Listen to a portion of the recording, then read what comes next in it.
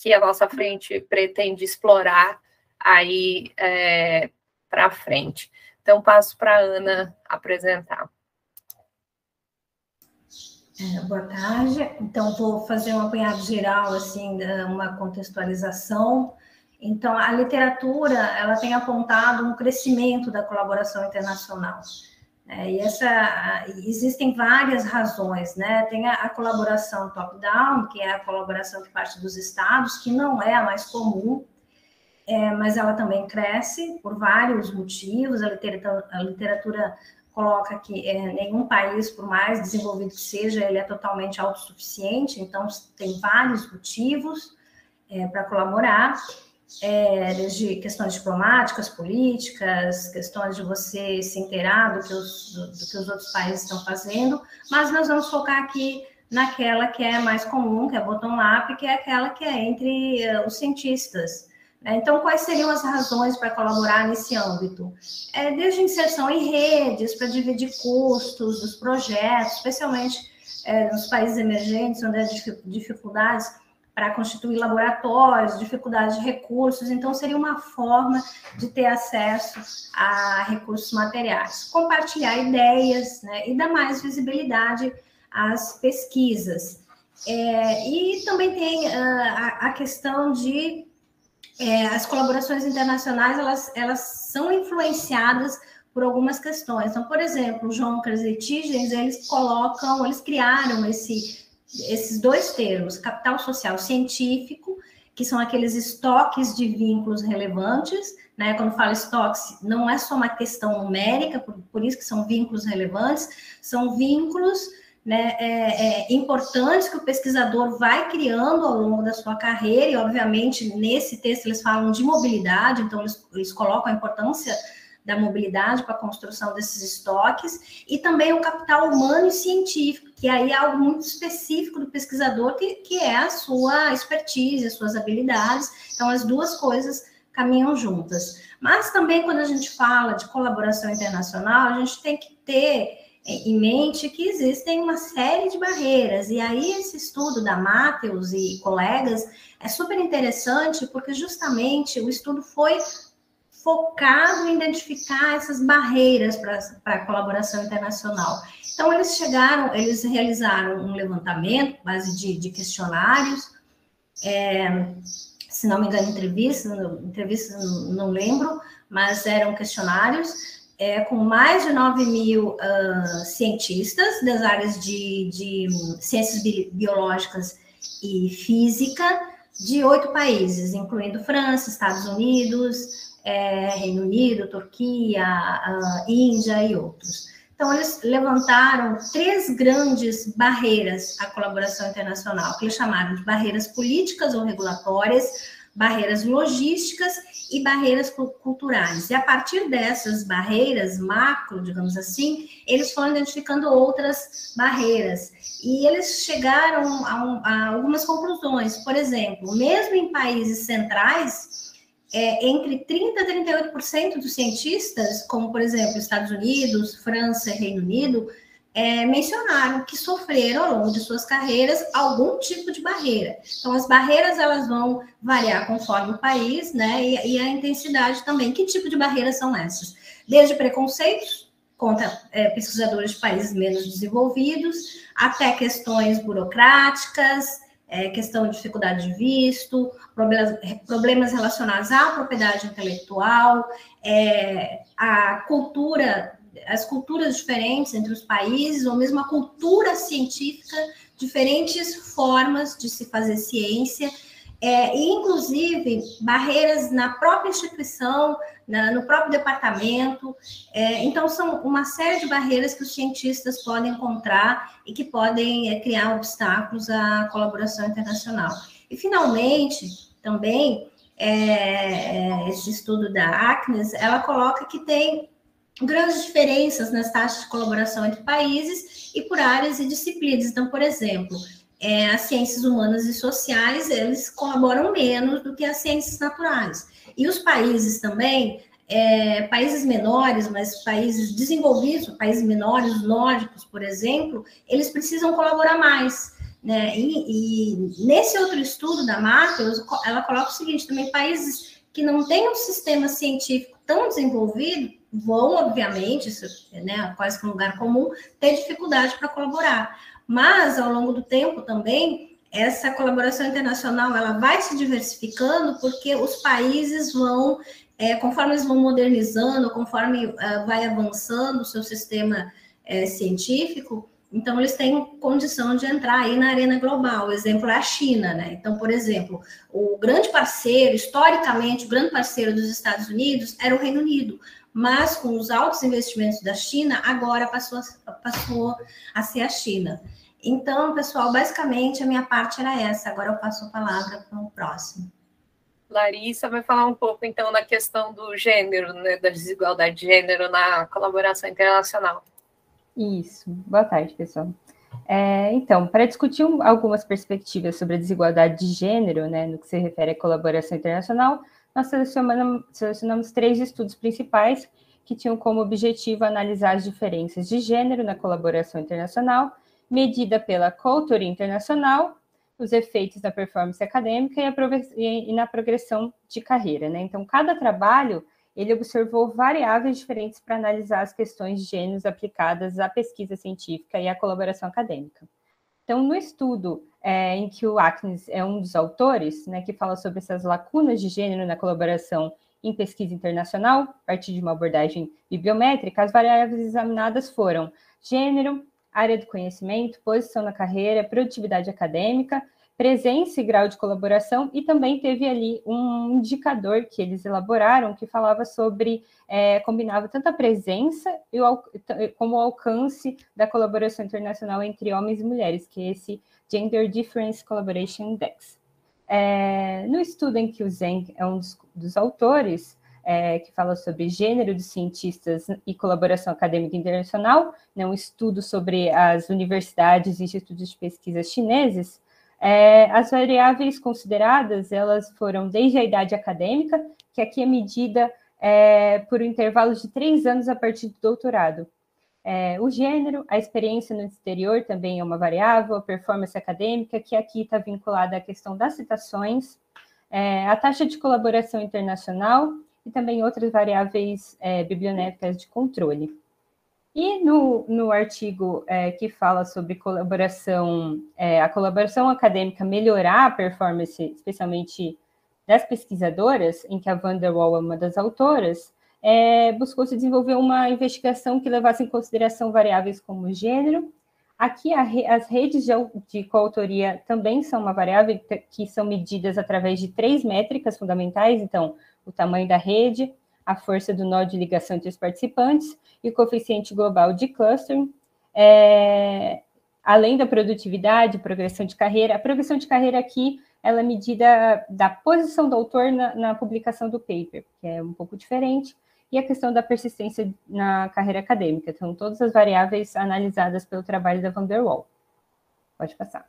Quando a gente fala de materiais e métodos, né, então a gente vai falar um pouco das amostras que foram investigadas em cada publicação. Nós temos que o trabalho do Atkins, ele usa uma amostra de pesquisadores das universidades públicas da Noruega, que juntou ali informações de 2 bases, uma com publicações bibliográficas, né, produções bibliográficas de 2015 e 2017, obtidas do Christian Database, e outra do registro de pessoal de pesquisa norueguês, onde reúne as informações dos pesquisadores.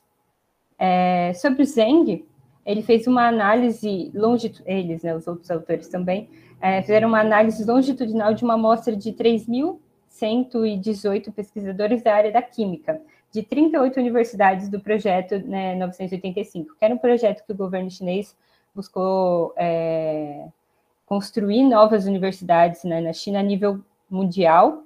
Então, esses pesquisadores estavam envolvidos em universidades envolvidas nesse projeto, mas também as informações também foram retiradas da Chinese Academy of Science, de dados coletados das universidades mesmo, dos sites das universidades, de buscas de pesquisa no Google e também da produção bibliográfica do Web of Science.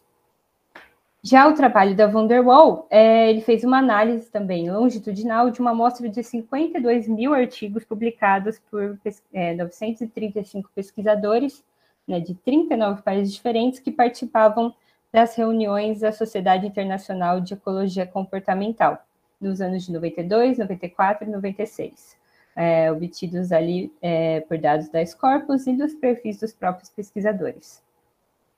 Então, essas são as amostras, né, que foram analisadas em cada estudo. Para falar um pouquinho sobre os resultados alcançados, então a gente pontua as contribuições mais significativas sobre a perspectiva de gênero de cada estudo. Então, falando um pouquinho sobre o Acnes, foi possível observar um recorte temporal mais estreito feito nesse estudo, né, que cobriu diferentes tipos de produções e áreas do conhecimento, e que identificou que a área de pesquisa em que o pesquisador está inserido, ele representa o fator de maior influência na produtividade e na posição de carreira desse, sendo menos significativo nas áreas de humanas e mais relevante nas ciências naturais. Então, o que foi possível observar é que os autores constataram, sim, a existência de uma desigualdade de gênero, mas observaram que houve uma distribuição desigual nas variáveis analisadas, muito porque as mulheres elas estavam mais presentes em áreas em que existia menos colaboração. Então, esse foi um pouco dos resultados que o trabalho do Acnes trouxe sobre a desigualdade de gênero.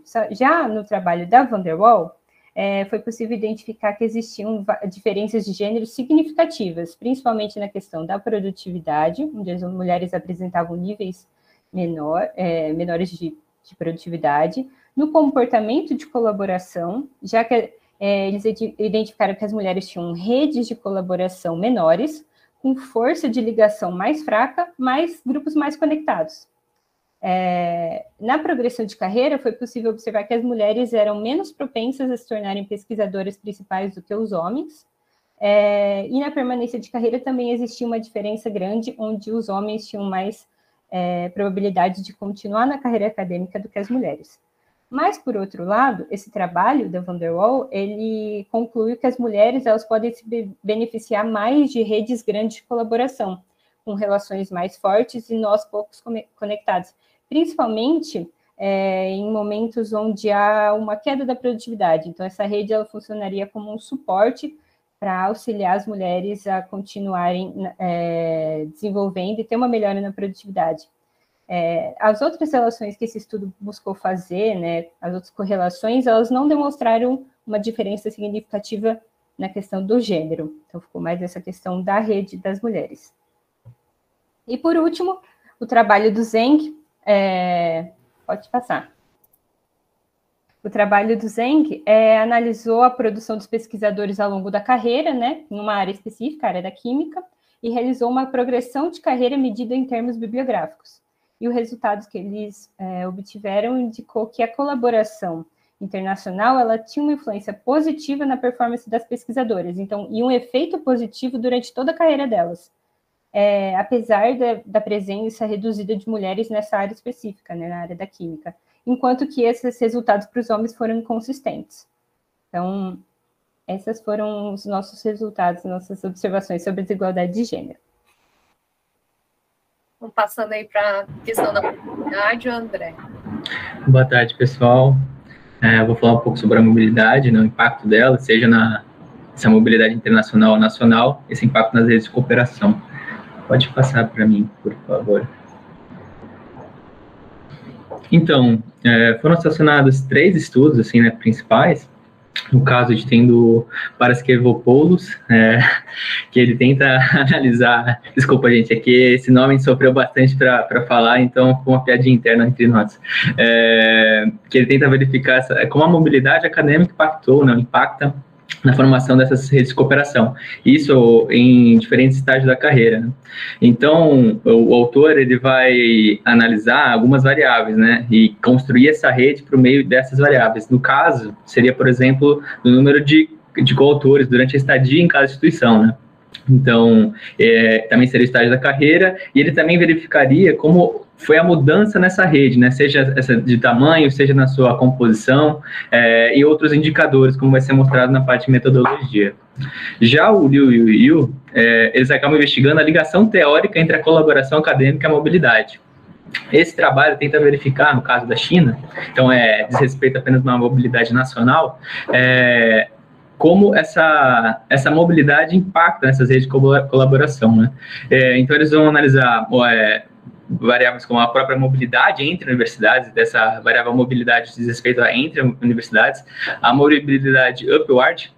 Essa mobilidade seria, no caso desse pesquisador ter uma mobilidade, realizar uma mobilidade, essa mobilidade foi para que teve uma subida de hierarquia entre as universidades. Isso vai ficar mais claro quando a gente falar da parte da metodologia, que eles fazem um ranqueamento de universidades. Então, eles criam níveis de hierarquia entre as universidades chinesas, que é até uma variável que a gente está colocando, que tem níveis hierárquicos de universidades, né?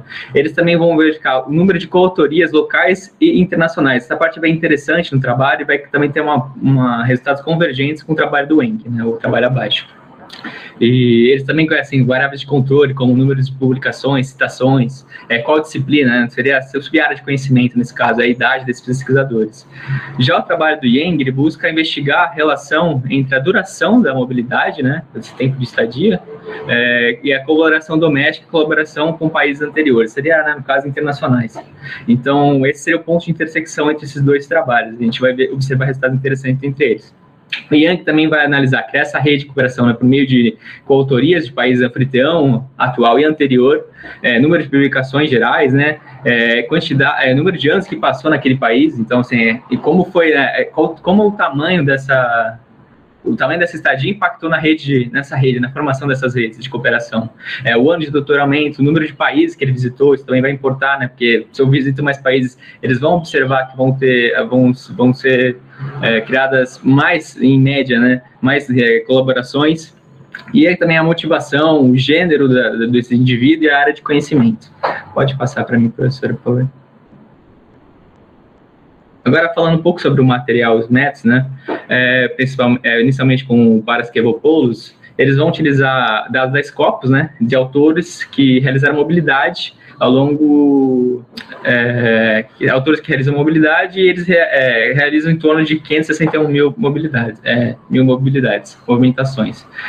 Então, por meio desses dados, que eles vão criar as redes de cooperação, que no caso, esses autores ficavam chamando essas redes de coautoria como ego e authors. Ego no sentido, né, eu sou o autor, eu estou no centro dessa rede, meus coautores são meus authors, meus alter egos, é nesse sentido.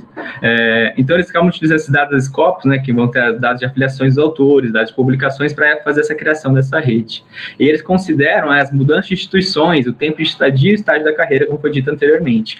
Então, quando o pesquisador muda de instituição, seria como ele criasse uma nova rede. Então, sempre quando eles vão fazer alguma análise, eles criam duas redes de coautoria. Seria uma rede velha e uma rede nova. Quando tem uma mudança de instituição, se cria-se uma nova rede. Eles tentam captar exatamente, por meio de alguns indicadores, o tamanho dessa rede, como essa rede variou, como que se mudou, tem um grau de similaridade entre essas redes, né? Como mudou essa composição dessa rede velha e essa rede nova? Qual foi o grau de manutenção, ou seja, quanto eu carreguei dessa rede? A minha rede velha permaneceu na minha rede nova, quando eu mudei de instituição. Que eu criei novas conexões, digamos assim. E também a dependência dessa rede, no sentido, né, quanto de novas conexões foram criadas. Por meio, assim, desse arcabouço que eles fazem a sua análise. Já no texto do Liu e do Yu, eles utilizam uma amostra que vai de 2000 a 2012, e eles apenas consideram, né, como eu tinha citado antes, apenas cientistas chineses, apenas da mobilidade nacional, apenas da China, e só de uma área de conhecimento, que é na área de ciência de computação. Uma parte interessante para a gente ver, né, como há uma heterogeneidade grande entre áreas de conhecimento, é que esses autores apenas consideram, nessa amostra, cientistas que tiveram 40 publicações ou mais indexadas na Scopus. Então, a gente pode perceber uma característica própria dessa área de conhecimento. Já o método para fazer a análise deles é o Two-Way Fixed Effects, né? E eles usam também um propensity score generalizado, que acaba usando que eles chamam de dose response. Seria uma forma de tentar equilibrar, digamos assim, na hora de fazer esse matching, na hora de fazer esse pareamento, os possíveis efeitos que poderiam ser obtidos. É um método bem interessante que até a gente acabou achando interessante tentar entender um pouco melhor para, dependendo do caso, utilizá-lo em nossos trabalhos, enfim. Mas é um método bem interessante. Uma parte também relevante se falar é que, novamente, a criação dessa rede é realizada por meio desses dados do Scopus. Então, ela é criada por meio das informações disponibilizadas no Scopus, né? A afiliação desses pesquisadores na hora da publicação, quem estava, né, está publicando, coisas desse gênero. E, novamente, eles consideram, como eu havia dito, uma estrutura de hierarquia das universidades chinesas. Eles consideram 4 níveis. Então, sendo, né, o nível mais alto, seria as top tiers, a gente pode pensar como fosse as principais universidades americanas e assim descendo. Então, é um jeito interessante para tentar ver de forma qualitativa como essas movimentações, ou com quem eu estou me conectando, impactam os resultados. Pode passar já, professor, por favor. Já por fim, no texto do Yang, na questão do material e métodos, eles utilizam 3 bases de dados. Eles não se dão satisfeitos em usar apenas uma, usam 3. Enfim, no primeiro, a base de dados é a base que eles tentam verificar as questões demográficas dos docentes, né? Seriam autores focais residentes há 5 anos em 3 universidades de Singapura. Esse recorte apenas diz respeito a Singapura, só para vocês terem uma ideia, essas informações são de 2015. Também é realizado um survey sobre os docentes, as experiências de mobilidade, suas motivações, e um dado interessante é que 70% desses respondentes não eram de Singapura. Então, Singapura acaba sendo um caso próprio, que até, dependendo do caso, pode ser difícil de realizar comparações com outros países, por ter suas características muito próprias. E, por fim, né, como essa rede é criada, por base dessas publicações, está bem indexada na Scopus. Então, novamente, vai se ver, né, por meio, né, dessas afiliações, de quem está publicando, essa coautoria, verificar quais são esses autores que formam a nossa rede. E eles utilizam também, seriam, no caso, onde esses colaboradores se encontravam naquela época, né? Em que país eles estavam, em que anos eles estavam, como que se deu essa colaboração. Eles acabam mensurando 2 redes, que seria a rede de colaboração no país anfitrião atual e a rede de colaboração no país anfitrião anterior. Então, seria uma forma de também verificar como houve essa mudança da rede ao longo do tempo. Um ponto interessante também é que o caso de Singapura considerou múltiplas movimentações. Isso ocorre que muitas vezes esses autores acabam até terem feito o doutorado fora do país ou outros tipos de elementos, acabam realizando múltiplas movimentações, ou seja, acabam indo de mais de um país. Então, acabam criando mais ligações ao longo do tempo, ao longo dessa análise. Então, é um ponto interessante a ser observado. Outra coisa é a distinção entre áreas de conhecimento, nas disciplinas, que também vai acabar impactando o resultado, sendo que observou-se que a área de conhecimento também importa na hora dos resultados. Já a análise feita foi por dados em painel, nesse caso foi um painel desbalanceado. Pode passar já, professor, por favor. Na hora dos resultados, a gente tentou elencar para alguns tópicos e não dividindo em autores, mas vocês vão poder notar que cada autor tem, digamos, seu ponto de referência aqui no meio da nossa citação. O primeiro resultado, assim, mais que a gente acaba encontrando bastante na literatura é que acadêmicos que se movem tendem a ser mais produtivos. Mas um ponto interessante é produtivos mais como, né? Como que acontece essa produtividade? O que acarreta essa produtividade? Ou quais são as características dessa produtividade? O que eles podem notar no texto do Yang é que o número de movimentações afetam a rede doméstica e internacional. E eles também notam de que quanto maior for, digamos, essas movimentações internacionais, estadias em países diferentes, é por isso que aquela questão de ser múltiplas estadias, múltiplas movimentações é relevante, de que acaba ocasionando, eles observam, né, que impacta positivamente o número de colaborações internacionais. Mas, todavia, a gente também observa diferentes padrões desses aumentos, que no caso, por exemplo, áreas de conhecimento importam, a gente vai ter dinâmicas diferentes por área de conhecimento, por gênero também, e distância geográfica. O que eles vão comentar é que, dependendo da distância, quanto mais distante for, mais são os empecilhos para eu conseguir criar uma conexão nova. E também, um ponto interessante que a gente vai abordar aqui é de mantê-la. Já indo para também de encontro com esses resultados, mas já com outro autor, que é o Paraskevopoulous, eles vão também notar que os movimentos tendem a ter efeitos positivos nessa rede de coautoria, aumentam o tamanho dessa rede, em média, sempre vamos frisar essa parte, mas que os autores, no caso já do Yang, eles acabam verificando um custo de manutenção dessas cooperações. Em que sentido? No sentido de que, ao longo do tempo, eles acabam criando uma variável que é eleva ao quadrado, tentando verificar efeitos não lineares, que há um custo de manutenção dessas redes, que ao longo do tempo, quando eu vou fazendo movimentações, ou quando eu vou criando uma nova rede, eu acabo tendo que, digamos, largar, por ter um custo dessa manutenção. Eu não consigo deixar ao mesmo tempo, ou até por ter criado novas conexões, eu acabo, digamos, mudando meu foco. E isso também tem relação com conexões, que essas conexões também são relacionadas com os vínculos pessoais e profissionais. Por exemplo, se eu estou na Unicamp, eu vou conseguir ter mais conexões com o pessoal da Unicamp, eu vou conseguir manter mais essas conexões com o pessoal da Unicamp. Já se eu vim de outra instituição, por exemplo, o FRJ, e eu acabei de sair muito tempo de lá, essas conexões vão se diluindo ao longo do tempo. E eles constatam exatamente essa questão, de que ao longo do tempo, esses vínculos, embora alguns permaneçam, eles acabam sendo diluídos. E um outro resultado interessante, que no caso já do Paraskevopoulous, que ele estuda o estágio da carreira, é que esse crescimento dessa rede não tem resultado assim, significativo, tem uma relação significativa com o estágio da carreira, ou seja, independente se eu estou no doutorado, se eu vir um jovem pesquisador ou já virei um professor auxiliar, esse crescimento, assim, quando eu realizo uma movimentação, não tende a ser diferente, tende a ter um efeito, em média, padrão, digamos assim. Pode passar, professora, por favor. Já um outro resultado bem interessante no caso de como as colaborações locais ou domésticas e internacionais impactam de maneira diferente. E o Liu e o Yu verificam que esse impacto é diferente, que no caso deles, embora estamos só verificando o caso chinês, só pesquisadores chineses, isso é algo importante de se frisar, então que é um recorte só do caso chinês, então, dependendo se a gente está analisando outro país, isso pode dar um resultado diferente, que as colaborações domésticas têm impacto maior. Que ao ter mais colaborações domésticas, eu tenho uma maior probabilidade de realizar uma mobilidade de universidades, então de uma instituição A para uma B, e também de que nessa movimentação, essa instituição B, essa nova, uma instituição que eu estou me movimentando, seria em uma hierarquia mais elevada do que a instituição anterior. Então, esse é um resultado interessante, ou seja, a gente consegue verificar tanto na questão da mobilidade como na qualidade dessa mobilidade. Eles também verificam uma relação positiva entre a produtividade desses colaboradores domésticos com a mobilidade, tanto entre universidades, como essa para ter uma subida de nível hierárquico entre universidades.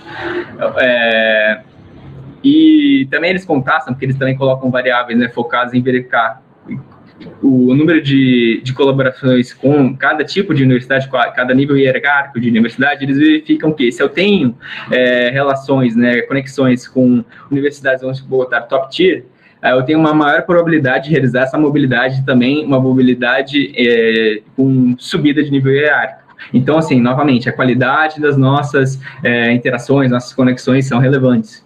Esse é um resultado interessante obtido pelo Liu.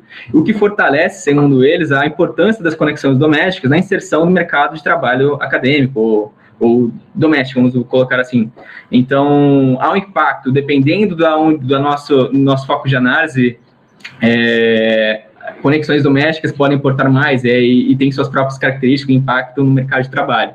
Já um outro ponto interessante é a questão do balanço entre colaboração doméstica e internacional que o Wang descreve, no sentido que eles acabam constatando, como, depende, se eu tenho mais conexões internacionais, eu vou exercer mais mobilidades internacionais, vou ter mais conexões internacionais, isso também impacta, digamos, nossa questão de conhecimento, de avanço, de própria dinâmica de cooperação.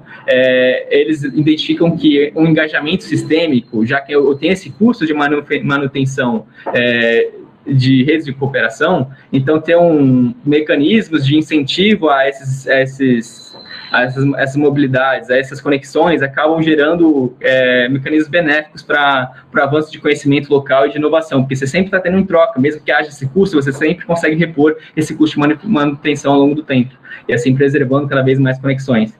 É isso, gente. Obrigado. E vamos lá, o tema da colaboração e performance acadêmica, Gabriela. Bom, gente, então essa é a nossa última dimensão, na qual a gente pensou, da questão da colaboração, tanto internacional ou nacional. com a performance acadêmica. Então, nós selecionamos 3 estudos também, sendo que o primeiro aqui do Paraskevopoulos, ele foi um estudo posterior ao que o André apresentou, e ele também utiliza a visão pelas redes do ego, né, da antropologia. Então, os objetivos do estudo de Paraskevopoulos foi a interação entre as redes do ego de coautoria, o desempenho e a mobilidade. Então, para isso, ele utilizou como variáveis as redes de coautoria, olhando, então, para a rede do ego, seu tamanho, força de vínculo, né, entre o ego e o alter, os estágios de carreira, a performance, pensando em produtividade, citações e índice H, as filiações ao longo da carreira, principalmente essa questão, né, do georreferenciamento dessas filiações, e a mobilidade, tanto internacional quanto doméstica. Para a Kieck, então, o objetivo do estudo foi contrastar a figura prototípica do internacionalista com o pesquisador local dentro do sistema polonês. Então, esse é um estudo que ele vai focar, então, numa região, realmente, e ele utilizou como variáveis, então, o gênero, a idade, a antiguidade acadêmica, aqui pensando essa antiguidade como estágio de carreira, a área acadêmica, a colaboração doméstica, produtividade, a distribuição do tempo de trabalho e a orientação acadêmica, pensando, então, principalmente na área do conhecimento, né? E, por último, para aluna e colaboradores, o objetivo foi avaliar os diferentes padrões de crescimento de pesquisadores, considerando suas funções em grupos de pesquisa. E eles utilizaram como variáveis as redes de coautoria, também olhando para a rede do ego, a idade acadêmica, o estágio de carreira, separando em júnior, peer e sênior, e a performance olhando para o índice H. Pode passar, por favor, Ana. Então, utilizando, né, aqui, olhando para a amostra e quais foram os métodos que eles utilizaram, Paraskevopoulos, ele fez a reconstrução da trajetória acadêmica de 81.500 autores, que esses autores, no caso, eles foram selecionados de um estudo anterior, de 2016, e eles foram validados na Scopus. Por fim, eles utilizaram, então, o método, né, de construção e análise de rede de coautoria através das lentes da rede do ego. Kieck utilizou uma amostragem aleatória, estratificada em 2 critérios, utilizando, né, como critérios gênero e a posição acadêmica, de um estudo que foi feito na Europa inteira, em 2011. E ele separou, no caso, a amostra, né, para pesquisadores poloneses.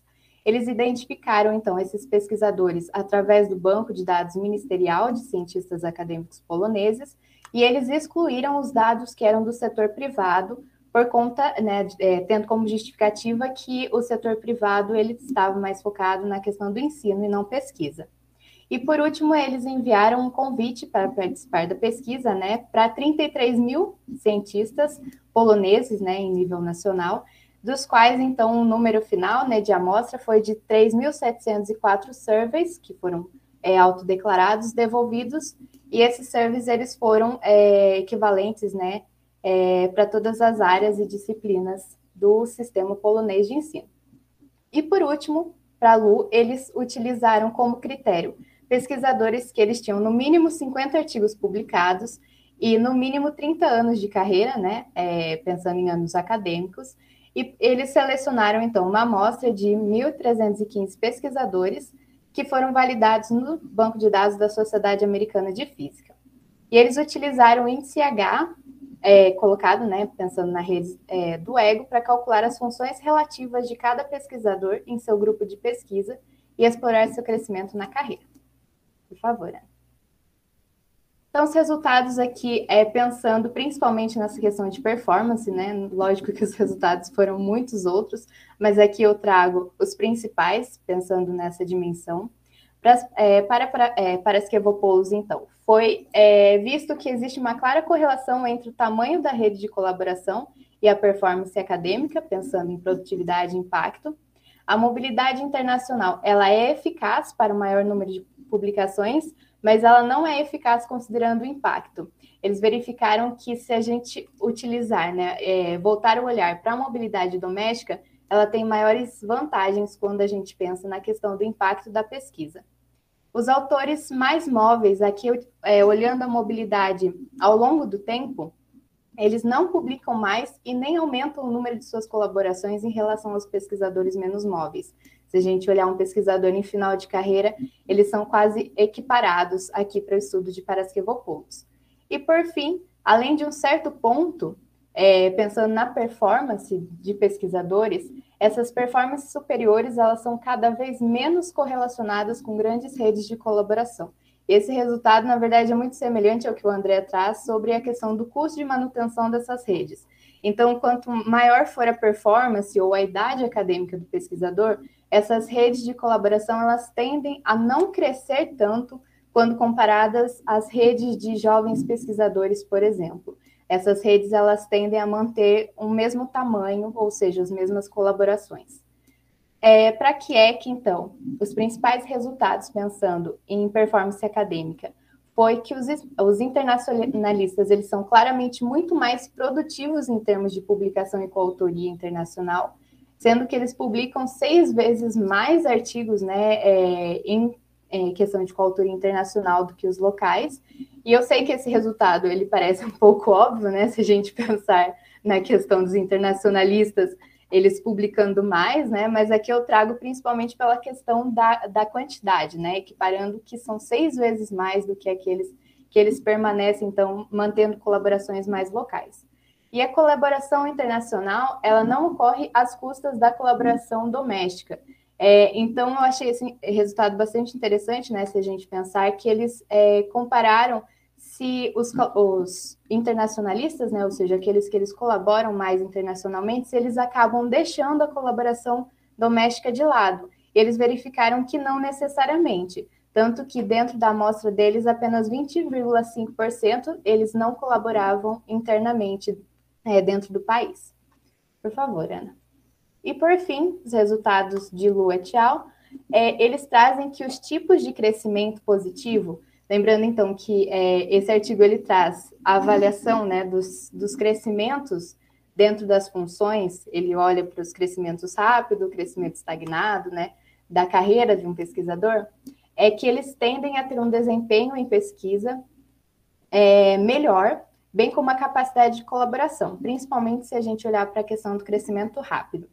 Os pesquisadores que eles possuem a maior capacidade colaborativa, eles têm um melhor desempenho, e a performance dos coautores tem relação com as localizações, pensando no tipo de crescimento e estágio de carreira dos pesquisadores. E aqui ele traz também que em determinado estágio da carreira, trabalhar com colaboradores que têm alta performance, olhando então para a produção e citações, tende a promover um crescimento positivo na função desses pesquisadores. Aqui, função entendida como a função dentro de um laboratório, ou a gente pode colocar também como estágio de carreira. E, por fim, eles verificam que os resultados finais desse trabalho, eles nada mais revelam do que o efeito Matheus dentro da academia que eles estudam, né? De que os cientistas que eles tiveram sucesso anteriormente, eles são mais propensos a terem sucesso novamente. Então, essas são as colaborações, pensando aqui em produtividade, né? E performance acadêmica. E agora eu passo a palavra para a Ana, que ela vai finalizar. Então, a gente tentou trazer esses materiais, né, esses textos, e dividir um pouco por dimensões na hora de apresentar, mas vocês veem que as dimensões elas vão se cruzando, né? Então, elas vão tendo interseções aí, né? Mas o que eu acho que é importante colocar que os temas, eles estão, essas dimensões, esses estudos, eles estão longe de ser consensuais, né? A gente viu resultados bem diferentes em cada uma das dimensões, né? Tanto lá do gênero, de que, né, 2 estudos mostrando desigualdade de gênero, outro estudo falando que não, que, né, ao longo da carreira a colaboração internacional favorece as mulheres. Na questão da mobilidade também a gente viu resultados diferentes, agora no estudo, nessa última dimensão da produtividade também, né? Então, acho que é um fator importante, e aí eu queria chamar a atenção porque eles têm resultados diferentes. Obviamente, a gente destacou bastante como eles foram produzidos, que tipo de metodologia, que amostra, né, que métodos que foram utilizados, né? Mas eu acho que o que é importante destacar é que eles não controlam, né, essa linguagem que a gente tem usado bastante aqui, pelas mesmas variáveis, né? Então, tem vários estudos, grande parte dos estudos que a gente viu aqui são estudos que a base maior, né, a fonte de informação é bibliométrica, e eles usam só, digamos, medidas bibliométricas, eles não usam informações encontradas fora das bases de dados de produção bibliométrica, né? E isso traz alguns problemas importantes, né? Ou mesmo nas bases de dados bibliométricas não usam todas as possibilidades que existem, né? Os dois estudos do Paraquivopoulos, eles, por exemplo, não controlam por área do conhecimento, e aí eles trazem resultado um pouco diferente dos outros estudos, né? Quando você coloca a área do conhecimento, já dá uma diferença grande entre os estudos, né? Então, a gente viu, né, grande parte aí dos estudos, eles usam apenas dados de produção científica, né, quer dizer, 3 dos estudos só usam dados de produção científica e outros tentam integrar com outras bases de dados. E 2 estudos que a gente apresentou, eles usam survey e produção bibliográfica, né? E a gente viu, então, quando a gente está se referindo à colaboração, existem pelo menos 2 objetos aí que estão sendo olhados, né? Um é a presença e o grau de colaboração, ou seja, na produção bibliográfica, né, na produção acadêmica, existe produção em coautoria com autores localizados em outros países ou, né, em outras instituições, no caso da colaboração nacional. E outros estudos só olham a rede de colaboração em si, né? Que é esses estudos que tanto o André quanto a Gabriela apresentaram, que são, a Larissa também, que são os estudos que usam as redes de ego, né? E as discussões com o Walter, né? E eu acho que uma outra coisa que é interessante, mesmo as variáveis que a gente poderia comparar, elas são bastante diferentes se elas foram só construídas em cima dos dados bibliométricos ou se elas buscaram bases externas, né? Então, por exemplo, a gente tem uma variável que é utilizada em vários dos estudos aí, que seria a senioridade ou a posição na carreira, ou para medir progressão, para medir a evolução na carreira acadêmica, né? E aí a gente vê várias medidas, né? Um dos estudos, que eu acho que é do Askins, mede como idade acadêmica, que é a partir do doutorado, períodos de 3 anos. E aí vai olhando a produção nas bases de dados, medindo de 3 em 3 anos, né? Tem um outro estudo que também usa essa mesma variável, que é medir a idade acadêmica, contando da primeira produção que aparece até a última, ou até o período que foi utilizado, né? Tem um outro estudo que usa se tornar pesquisador principal como sendo, no caso da ecologia, o último autor na posição de autoria dos artigos. Isso é considerado estar no topo da carreira. Então, nessa área, o pesquisador sênior está na última posição, né? E aí a gente até ficou discutindo se não houve mudanças, né, na atribuição da posição dos autores dos artigos nessa área especificamente, porque eles olharam um horizonte de tempo bastante longo, né? Eles olharam desde o começo dos anos 90 até, né, o período recente, né? E tem autores que, de fato, vão atrás da informação em bases de dados externas que trazem a informação real da posição na carreira. Se é estudante de doutorado, se é pós-doc, se é assistente, professor assistente, ou se é professor titular ou professor, né? Então, tem uma diferença grande, porque tem alguns estudos que meio que assumem que a idade acadêmica, ela equivale à progressão, né? Ela equivale a essa mudança de posição na carreira. E não é, né, a gente sabe, né, que não é exatamente assim que acontece, né? E eu acho que fica aí para a gente explorar nas nossas, nos estudos aqui, né, nas questões da frente 3, né? Então, essa importância de controlar, né, por área do conhecimento, e mesmo em alguns estudos que apontam a importância da disciplina, né, da sub-área, o país, né, a diferença grande que tem as interações entre o país, né? A Ana estava chamando a atenção no começo que mudou, né, o principal parceiro, né, de colaboração dos Estados Unidos, que passou a ser a China, e a gente viu em alguns estudos que durante as pesquisas sobre a Covid, né, tinha um grande receio de que as pesquisas, a colaboração Estados Unidos-China sofresse algum atraso, né, por conta desse novo momento geopolítico entre os dois países, né? Então, é um fator importante, né? Então, levar em conta as características individuais, o gênero, a posição na carreira, né? Aí, as várias formas de medir isso, como eu estava falando, as características institucionais, e aí isso, para a gente, é uma interface forte aí com a frente 4, né? E a questão da produtividade acadêmica, que ela é tanto, nesses estudos, uma variável de controle, quanto ela é uma variável de você ver o impacto, né, da cooperação na produtividade, na performance acadêmica, né, e tal.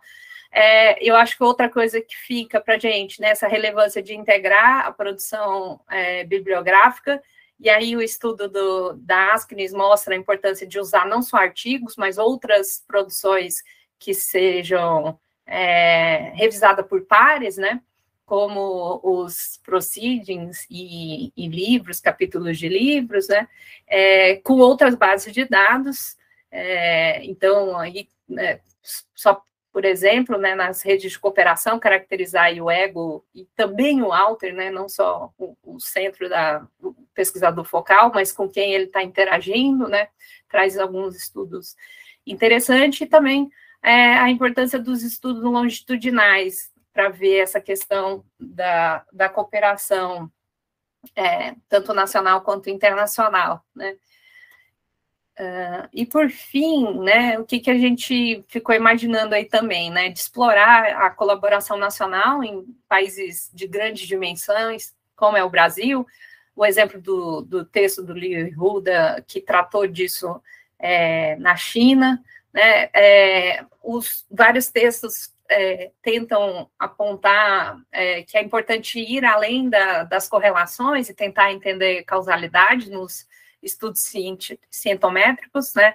E aí, novamente, o texto do Liu Hu faz uma proposta, né, de usar o propensity score generalizado com essa questão da dose, né? O uso de surveys para entender motivações e barreiras, né? E para possíveis modelagens, tentar recolher os padrões empíricos que foram observados aí nos estudos internacionais. A gente deixa também, tá? Essa apresentação está na nossa pasta lá no Drive, né? Toda a bibliografia selecionada e a bibliografia consultada. Eu acho que é isso.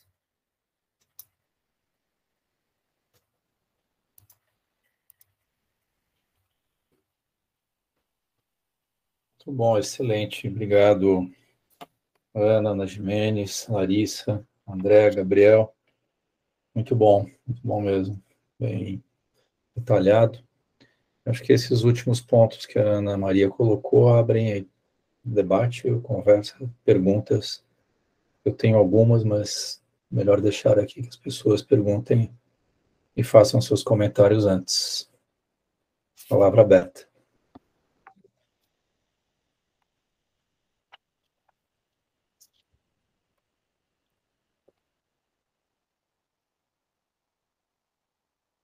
Bom, se ninguém fala nada, eu posso... Então, acho que, vendo, né, tem uns achados que chegam a ser contraditórios, E acho que a Ana Maria agora colocou bem a necessidade do controle, né, de muitas variáveis que interferem. Então, não dá para comparar. Singapura é um caso singular, né? Singapura é um lugar que as pessoas passam, elas não ficam, e vem de todo mundo para lá. Então, muito diferente da Polônia, que tem uma outra, como é que eu posso chamar isso? Uma outra estrutura geográfica, social, associada, que reflete em situações distintas, né? E também a especificidade das áreas de conhecimento, que até hoje eu acho, embora a gente saiba que tem mais ou menos, a gente saiba as diferenças, a gente conheça as diferenças, pelo menos em termos de tipo de produção acadêmica, né, que sai, como você mede, como não deve medir cada uma das áreas, isso ainda não está bem resolvido, até porque as variáveis geográficas também vão interferir. Você tem essa complexidade de variáveis atuando sobre o assunto, fica difícil, ela torna um desafio mais difícil tirar padrões disso, né? Então, ter essa consciência na hora que a gente for fazer uma pesquisa é importante. O recorte é fundamental, e esse recorte ele vai estar cheio de ceteris paribus, porque senão nós não vamos conseguir tirar grandes conclusões, né? Lembrando aqui de um projeto passado aqui na FAPESP sobre avaliação de cooperação internacional, o objeto era outro, né? Não era mobilidade, o objeto era saber se a forma de organizar a cooperação pela agência de fomento, no caso a FAPESP, altera o desempenho daqueles que fazem cooperação com dinheiro da FAPESP. E por forma de cooperação havia dois modelos. Um modelo do balcão, que quer dizer cada um pede o seu projeto de cooperação e faz a sua cooperação, sem um apoio institucional, sem um acordo institucional entre as instituições que vão interagir. É muito mais pessoal. E o outro modelo que eles implementaram lá em 2007, eu acho, e promovendo acordos. Então, a FAPESP saiu promovendo acordo. Hoje deve ter uns 250 acordos de cooperação internacional que a FAPESP firmou com outras agências, mas também com universidades, centros de pesquisa em muitos países do mundo. Eu não sei quantos tem hoje, talvez Joana, Sinésio saibam e Sandra, mas são mais de 200, com certeza. E aí a gente comparou, né, o que é alguns dados muito simples de produtividade, de performance acadêmica, e aparece que quando você tem a cooperação institucionalizada, você tem um agreement entre a sua instituição e o lugar que você vai, tende a haver um impacto maior do ponto de vista, por exemplo, de número de citações, do que quando você faz a mesma coisa sem esse acordo institucional. Isso influenciaria a mobilidade? Acho que sim. Acho que sim. Quando você tem um acordo institucional, tende a criar mais laços, por exemplo. Também seria uma outra variável a se estudar nessa relação aí entre cooperação e mobilidade. Enfim, dizendo isso, eu acho que vocês trouxeram um elemento fundamental, né? Nós, quando formos medir essas coisas, temos que definir todas as variáveis importantes que influenciam. É óbvio que a gente sempre tem que fazer isso, mas a pressa de comparar muitas vezes nos leva a deixar de lado uma série de variáveis. Pegar os dados, jogar no propensity score, por exemplo, ou qualquer outro método que faça a comparação e tirar conclusões. E o que eu acho que vocês mostraram com esses textos as conclusões, pode ser que muitas delas sejam precipitadas, né? Se essas variáveis todas não estiverem controladas. Aí vem o desafio metodológico. Como é que você controla tanta variável? É difícil para chuchu isso. Quanto mais variável você tiver no modelo, mais difícil será encontrar padrões nesse modelo, por óbvio.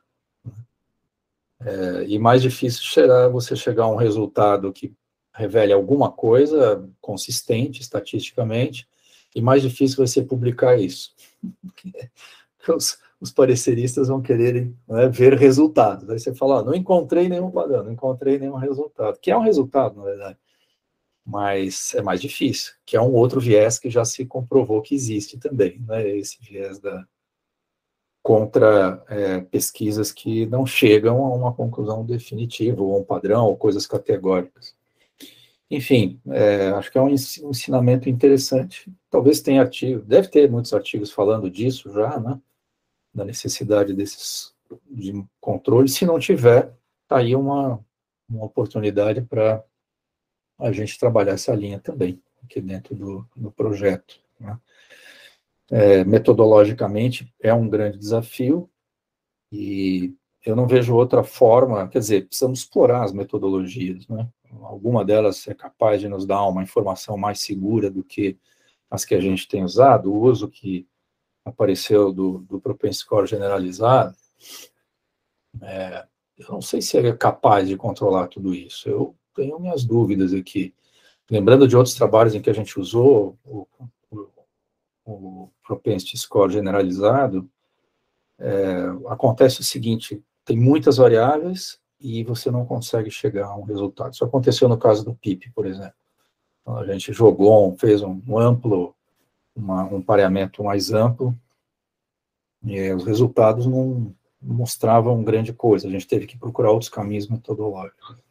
Mas, enfim, para começar aqui a conversa, e já são 3 horas, né? O pessoal começa a ficar ansioso com o jogo, a palavra está aberta. Eu abro aí para o grupo, se alguém quiser comentar. Depois eu posso comentar também.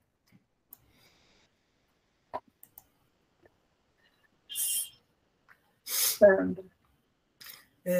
Eu vou fazer um comentário rápido, até porque eu estou com pouca voz, e complementando as observações do Sérgio, Ana, em relação a esses comentários finais que você fez, que eu acho que foram bem, enfim, bem importantes, né, para dar uma visão geral desses estudos.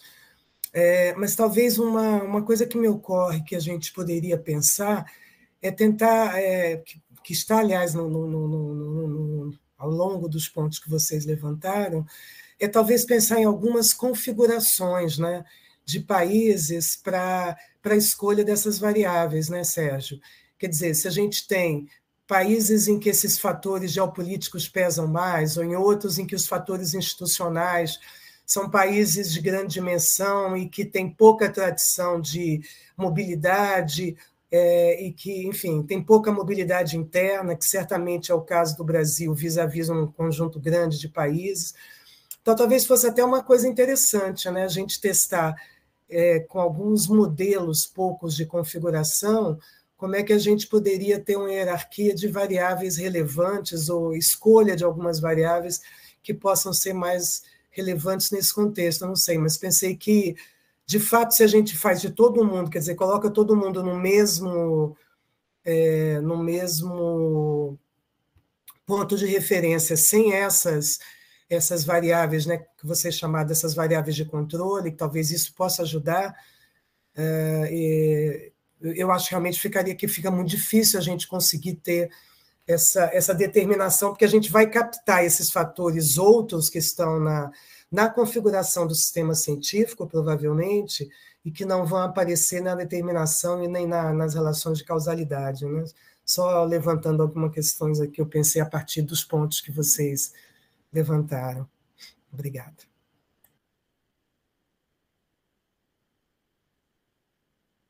Sibeli? Eu queria só fazer um comentário também, no sentido de o objetivo da mobilidade também está sendo avaliada como um fator importante, porque, por exemplo, pensando no caso da UFLA, né, a gente tem muita mobilidade que é para você levar conhecimento para países, por exemplo, da África. Então, assim, se é para fazer a mobilidade para receber ou para benefício próprio do pesquisador e para sua trajetória, ou se tem um outro objetivo que também pode ser avaliado. Pensei nesse ponto, de que forma poderia ser incorporado também.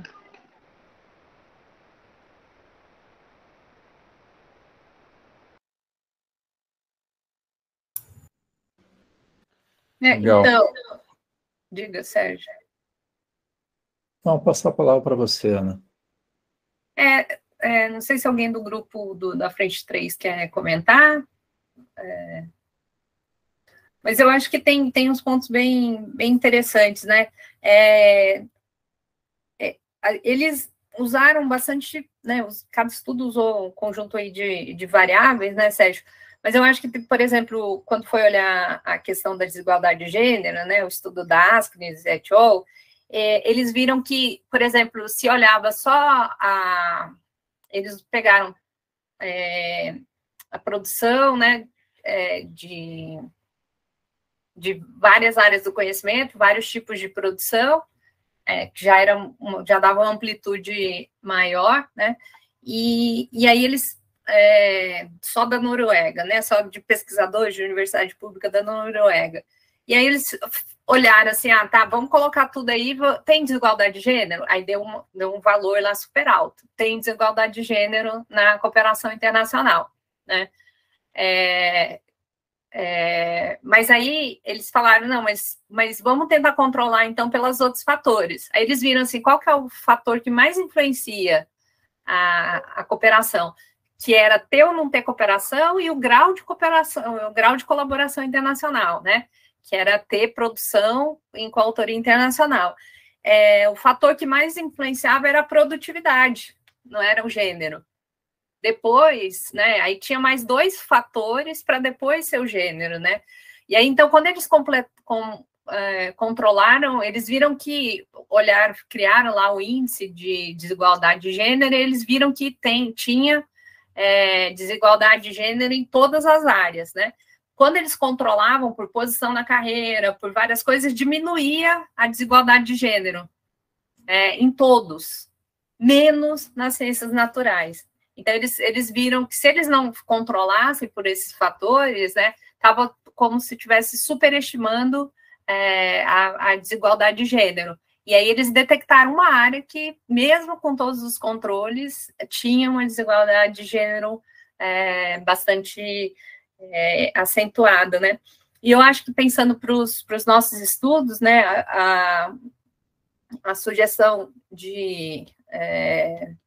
eu acho que a gente precisa se debruçar aí nos resultados desse estudo que foi feito já, né? Porque a gente quer olhar a colaboração internacional, né? Não só a mobilidade, né?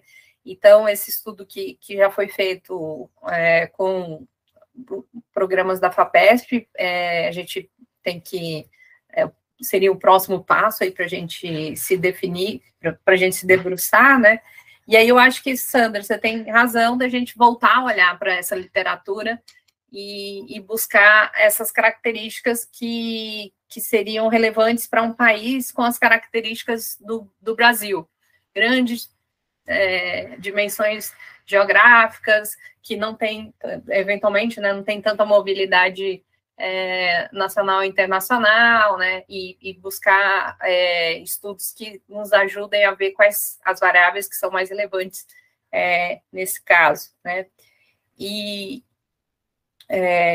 o que a Cibele estava comentando do objetivo da mobilidade, né, aí depende muito de ter informações adicionais, né, a gente não consegue extrair isso de estudo bibliométrico, por exemplo, né, você teria que ter, como alguns estudos que a gente revisou, que são baseados em surveys, né, teria que ser assim.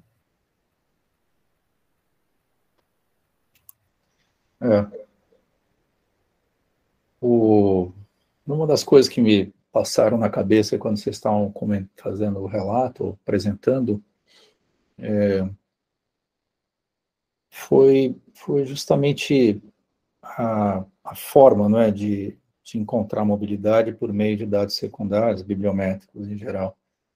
que chamou muito a atenção, né? Tem agora eu já não me lembro aqui, agora são, sei lá,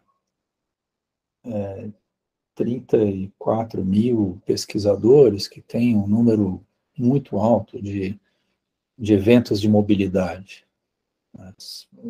Agora eu já não me lembro quem é que estava apresentando. É o André, foi 590 mil. Por afiliação, eu imagino que tudo seja por afiliação. Mas eu fiquei ali pensando se é mesmo, sabe? Se representa mesmo a mobilidade, porque é um número tão grande que chama atenção. Quer dizer, tudo bem, eu acho que tem algumas áreas em que o sujeito não para mesmo, ele vai para vários laboratórios, está aqui, acolá toda hora, mas eu não sei se isso determina se há um número que pode ser encontrado em outros lugares, em outras áreas. Né? Me chamou a atenção. E aí, o que eu pensei? É o assunto de como detectar a mobilidade. Né? Se a principal fonte é essa mesmo. Está lá, a filiação. O cara tem o joint appointment lá, ele tem joint appointment, ele tem vários, pode ter vários vínculos. Né? É um modelo diferente do nosso. Nosso modelo aqui é um modelo de tenure, depois de 3 anos que você entra na universidade pública. A universidade de pesquisa aqui é um modelo, exceto com algumas poucas privadas.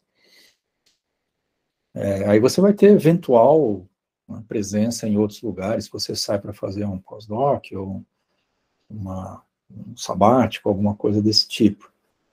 Então, também aí o assunto modelo a gente comentou isso outro dia, eu acho, modelo, né, da carreira de organização, da carreira do pesquisador, de como ele se insere, etc., também influencia.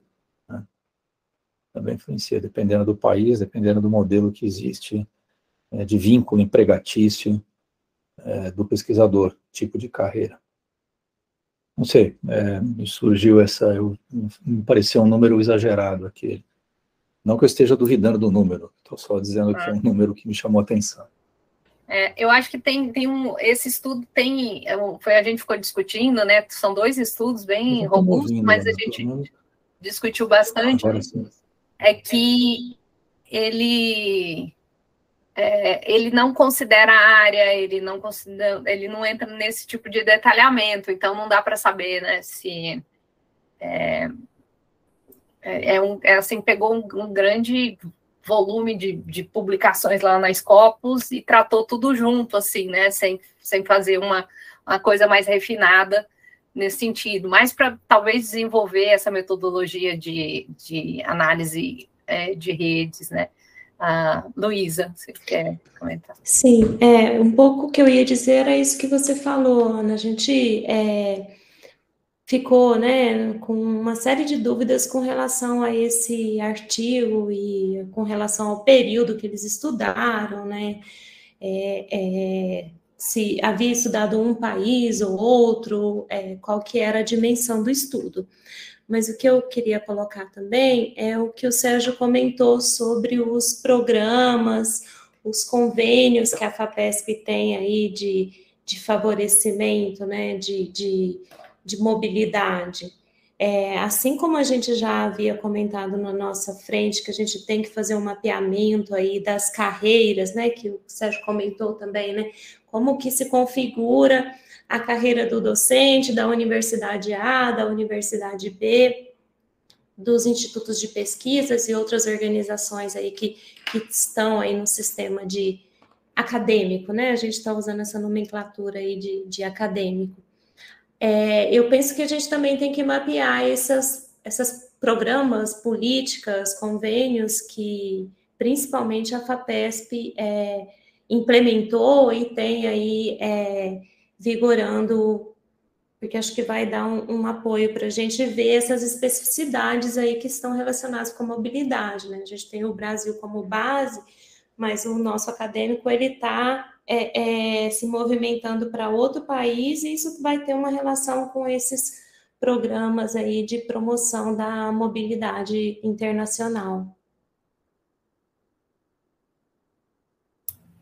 E nesse sentido, eu acho que tem uma interação aí com a Frente 4, né? Para a gente pensar essa tipologia das carreiras, né? Entre tipos de instituição diferentes, né? A gente pode pensar conjuntamente, né? Beleza. Beth? Oi, exatamente. Eu acho que a Ana tocou num ponto importante, e a Luísa também, né? Eu acho que a primeira coisa que a gente tem que ter clareza é que uma coisa é a carreira escrita, e a outra coisa é a carreira que realmente existe, né? O Simon e eu, no passado, fizemos vários estudos sobre carreira acadêmica no Brasil, pegando diferentes, naquela época, trabalhando com uma tipologia bastante simples, mas, na minha opinião, bastante poderosa de instituições de ensino superior, e a gente percebeu uma variação muito grande de perfis de carreira, mesmo quando você trabalhava com instituições, digamos assim, do mesmo grande setor. Então, por exemplo, uma coisa é a carreira e os percalços e problemas que se colocam na progressão na carreira de um professor de uma universidade federal aqui em São Paulo, e uma coisa completamente diferente é a carreira que tem o mesmo desenho legal de um professor numa universidade federal regional, né? Por exemplo, sei lá, Universidade Federal de Goiás. É completamente diferente. Quer dizer, do ponto de vista... aí a gente usou justamente dados de um survey que a gente fez na época, e a gente usou todos os indicadores de produtividade que a gente tinha ali. E o que a gente via é que essa coisa era completamente diferente. Então, eu acho que sim, tem essa relação. Eu acho que a nossa frente vai ajudar bastante, e tem eu acabei de colocar no nosso pastinha lá um artigo, um livro muito interessante desse autor Bonacorsi, que é um cara muito interessante, muito sagaz na análise dos novos perfis da ciência, que ele analisa justamente, uma das coisas que eles analisam é essa coisa da carreira e do tipo de colaboração que essa carreira acaba engendrando na Europa. É um livro muito interessante, acho que talvez depois a gente compartilhe entre todos nós.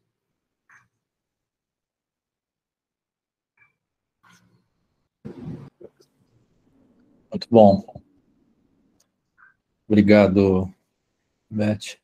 Agora vamos ao jogo. Estou ouvindo a vuvuzela aqui fora. Eu só queria fazer um último comentário, falar que a Universidade Federal de Goiás não é uma universidade regional, viu, Beth?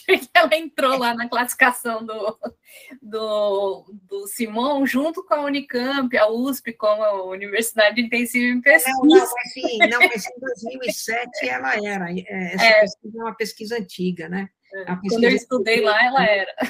Naquela época, ela era uma universidade regional.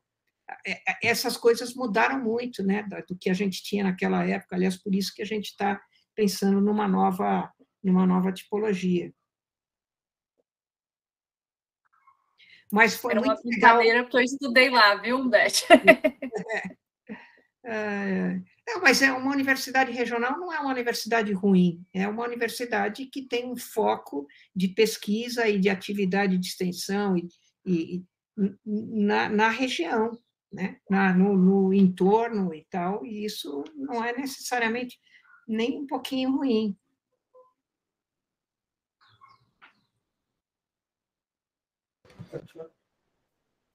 Muito bem. Bom, mais alguém? Silêncio. Bem, agradecer, então, a vocês todos pela presença no dia de jogo, 28 pessoas aqui. Excelente, foi muito bom mesmo, Ana, parabéns a você, a todo mundo que apresentou, foi bem ilustrativo. Eu acho que a gente vai ter pelo menos mais um encontro antes do fim do ano, né? Evandro, a gente está com essas datas definidas já? Você quer falar um pouquinho antes da gente encerrar? Temos dia 8, são